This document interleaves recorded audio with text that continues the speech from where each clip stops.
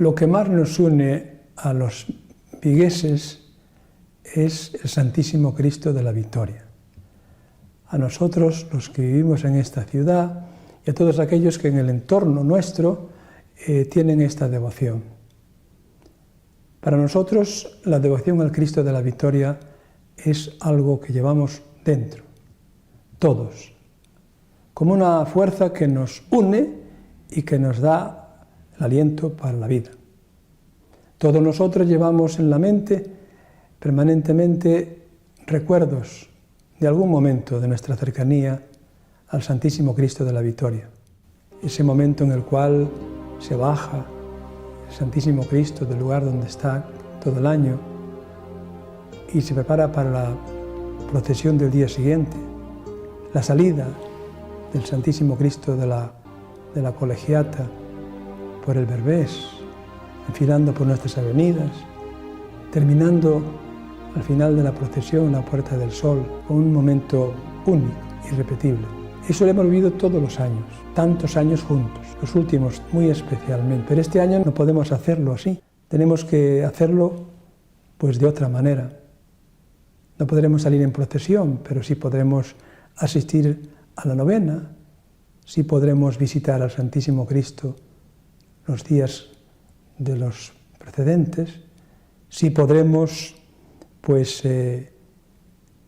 acompañar a personas que nos quieren bien, llevarlas al Santísimo Cristo de la Victoria.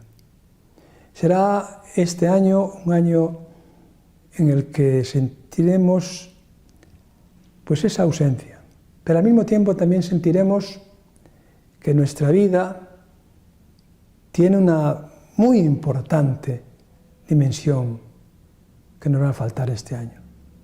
Por eso tenemos que pedirle a Él, al Santísimo Cristo de la Victoria, que este año sea para nosotros un año de recuerdo intenso de lo que es parte de nuestra vida, que sea un año en el cual nosotros nos acerquemos a Él con quizá otra perspectiva, pero con la misma necesidad, con el mismo aliento, sabiendo que Él nos acompaña siempre, que su misericordia, su cariño, su amor son para nosotros algo fundamental en la vida.